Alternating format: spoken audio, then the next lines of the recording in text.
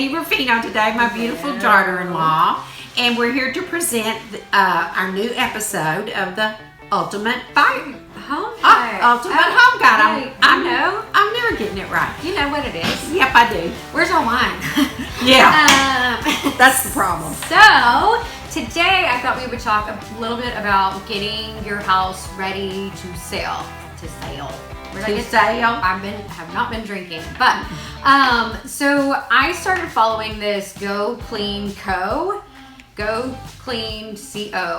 Instagram, and she's amazing. She actually cleans houses. She has a cleaning service, but she has all these great tips and tricks for getting things out of the walls. I need to give that to my maid. Yeah, well. Anyway, so one of her favorite things is, I keep calling it Barkeeper's Daughter, but it's Barkeeper's Friend. That stuff is good. So it's amazing anyways, but she has some tips. She started using it on walls, on scuff marks. She also loves the magic erasers, but this actually works better. I even just use it on my house. You know how you get like even for example here, there's like the marks from the chairs, or if you have kiddos, then you have scuff marks everywhere. But I use this just a tiny bit and one of your like rags, and barely go over it, and then you go over it with a clean wet rag, and I'm not kidding, it doesn't take the paint off? No. Cool. And sometimes magic erasers will do that, I find, but this did not. I did some of my baseboards as well. It worked amazing that have some of those deep, dark spots. Everybody's been staying home so much with everything that's going on. Your house ought to be spick and span, but if you missed a spot, this will work. Yeah. It also gets rust off of all your faucets. If you have kind of hard water like we do, and the oil rub bronze, I can't talk today, faucets, then you get some of that sediment on there, and sometimes it starts to rust. This gets it completely off of everything, and will clean your sinks. I used to clean my brass sink with this. Yeah, it works amazing. So it works really good on metal too. That's why it's unbelievable. And that porcelain on white plates, it gets like scratches out. It kind of works for anything. Also, she had a great tip. I know that there's like cleaner for your jetted tubs. Our inspectors told us to use a cup full of bleach or vinegar and let it run for an hour. Her hack is actually throwing 4 to 5 dishwashing pods in it, and you run it for like an hour, and not washing machine, but dishwashing, because it doesn't over sud. But I tried this as well, and oh my gosh, all the things that came out. Yeah, it's cruddy. It's really gross scary afterwards. She also, I don't know if we've talked about this one or not, but the dryer sheets on the baseboards, and it keeps stuff from clinging to it afterwards, of cleaning your baseboards with it. There's plenty of more tips. I really am obsessed with her. It's Go Clean Co, and every day she posts new kind of hacks of what she uses. She loves simple things like powdered Tide, bleach are her go-to for cleaning anything. So everything's pretty cheap. It's not like she's wanting you to, get expensive stuff. Anyway, so after you've cleaned your house to get it ready, one of the big things is curb appeal. The front porch is probably going to be the longest place that most buyers stand. Yeah. Because that's where the lockbox is, and so they're standing there judging your home before they've even walked through it. So, and a lot of people don't use their front doors anymore. I know I just use it to open it up and get the Amazon packages, but everybody uses my side door. But when you're selling a house, that's where the lockbox goes.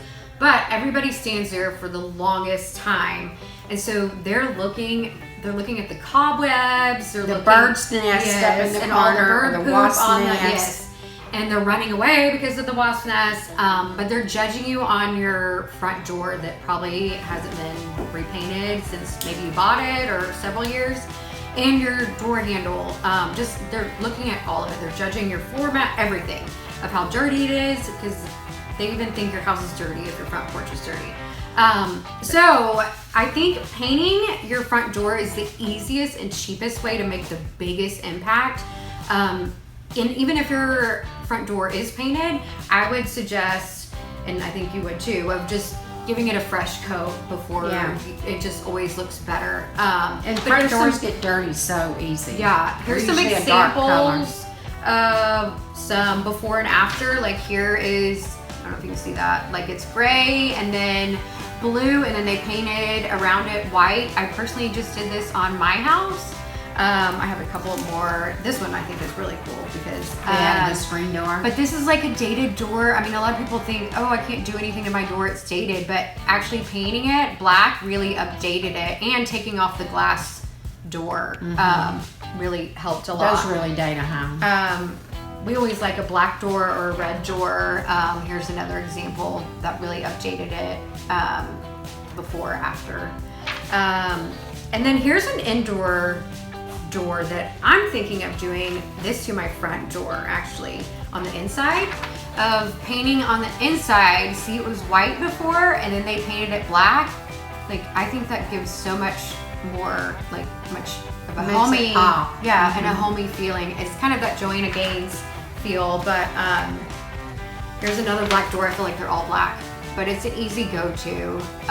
And it'll go with any color brick, any color roof, any color trim. Right. So, and sometimes you can't use red. Yeah, you know. but black is kind always of go-to. works. I did mine a really, really dark. It's naval. It's Sherwin Williams naval. It's a really, really dark navy, and I did my trim in white, and I have brick, and it looks really good. And I also put like ferns next to it to make it kind of pop. But Not real ones. yeah, no.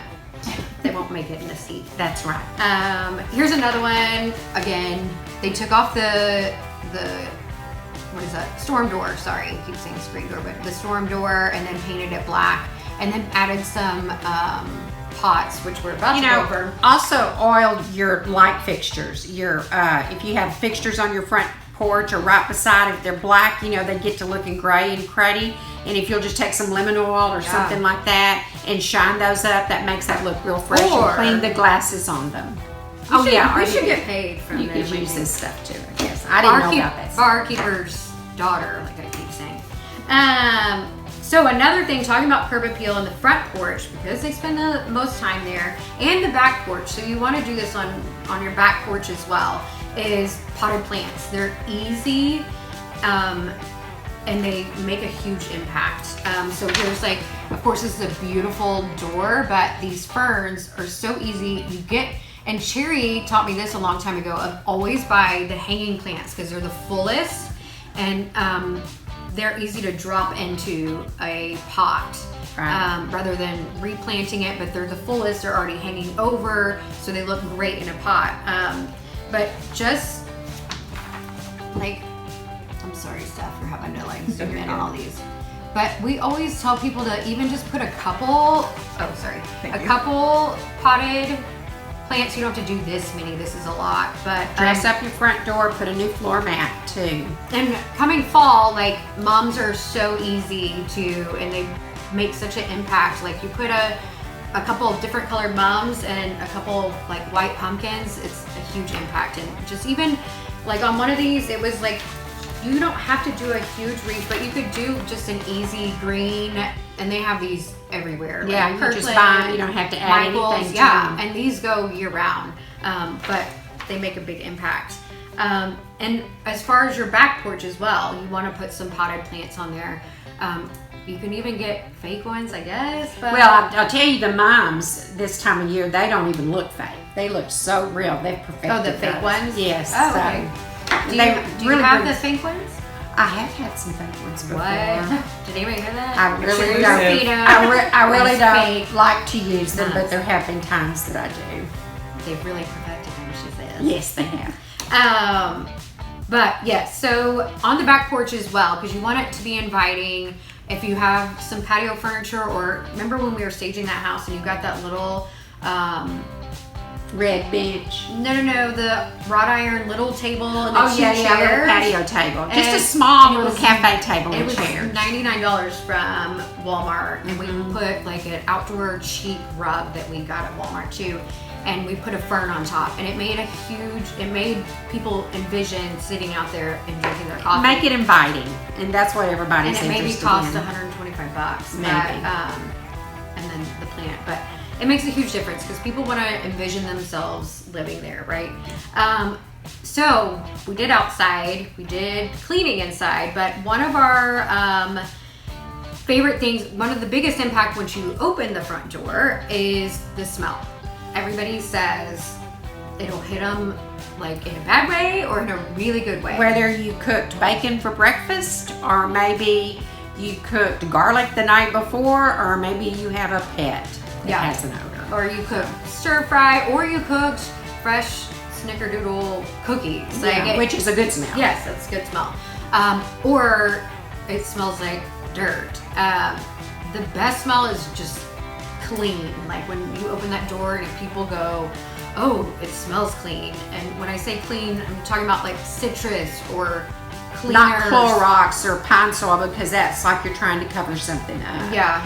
But there's a lot of smells that are a real clean smell, like Katie said, sea breeze maybe even smell, or citrus is my favorite. Yeah, citrus is mine too. And so this is our favorite, and anytime we give anybody one of these candles, they fall in love with it. Everybody seems to love this smell. It's orange vanilla. It's by Trap. They are kind of costly, but they burn really, really well. They do. They're probably the best I've ever had. They have them at the Rose Boutique in downtown Bryan. They keep an inventory of those. That's where I buy mine. Yeah, or they have like the melts too, if you have one of those warmers, and they have infuser I oils. I really like infusers. Yeah, I haven't really gotten into them, but I guess I haven't given them a chance. But they last much longer than a candle.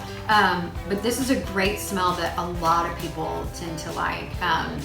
It's our signature smell. It's our signature smell. Yes, It's it cherry, is. actually cherry. It's cherries, but of course, it's mine too.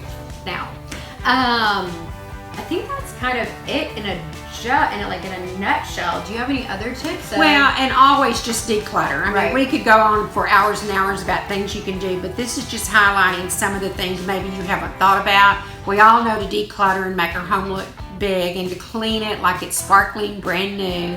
But these are just some things that we thought we could add to what you already know to do. Another thing that I get asked a lot with sellers is, do we have to clean out all the closets? Do we have to like make the garage perfect?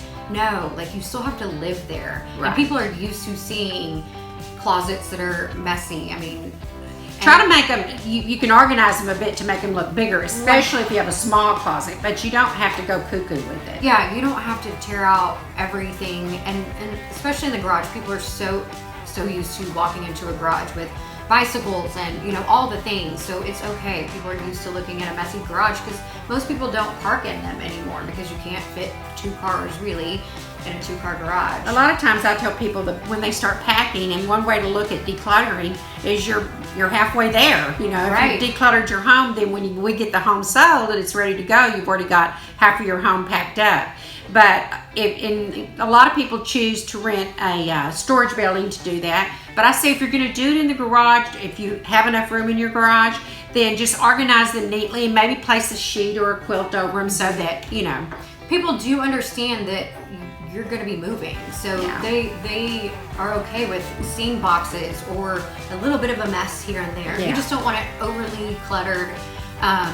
Also, what was I going to say? Oh, baskets are a great thing. Whenever you're about to get a showing, if you have a laundry basket, you can just clear off the countertops in the bathrooms and throw it in your car when somebody's coming to show. Or we were told by somebody that they empty out the top drawer they empty out a drawer in every bathroom and their top dresser. So when they have a showing, they open that drawer and they go like this and then shut it, and everything's off, and they just wipe it clean. Also, do we want to talk a little bit about COVID, like showing houses? Yeah, why don't you go through that a little bit? We're being very careful, protecting not only ourselves and our clients, but the sellers of the homes too. Yeah. So we've got a pretty good method down in which we try hard to protect everyone involved with the process. Really try to eliminate as many people, we try to, I know I have, of, hey, let's not invite all the friends coming with, let's try to limit the people that we're bringing into the house. Let's be considerate. If it was your house, would you want just random people from all over that you don't know? And everybody, what I've also found out is everybody has taken COVID. Their cautious is different than other people's. It just depends. Yeah, and it's just. But realtors, we have to wear masks in your house. I bring extra masks. I make buyers wear masks going in. And we ask the sellers to leave the lights on and the doors just barely open. We ask our buyers not to touch light fixtures, countertops, doors. We'll wear gloves and do those things for you. So just trying to protect everyone. We also carry little Clorox wipes with us, so if we do have to touch something or you accidentally touch something, we just wipe it down. I always, I don't know if they like it or not, but I always put hand sanitizer on everybody's hands before we walk in case they do touch some things. They probably are like a back door or something, but we try to limit it as much as possible and try to be as safe as possible, because we know it's vulnerable to open your home to people that you have no idea who they are. That's right. And where they've been, so we try to make it as easy as possible, but to be as safe as possible right. too. So we've got it down. We've got you covered. Yes, as much as we can. Exactly. But I think that's all I have. Well, we hope you've enjoyed our little tips here, and thank you, Katie. There was some good stuff here. Did you buy me one of these when you bought these? I will. Okay, good. So we thank y'all for joining us. Barkeeper's friend. Daughter-in-law. Daughter-in-law. So anyways, we thank y'all for joining us. Take care, stay safe, and we'll see you next time. Bye.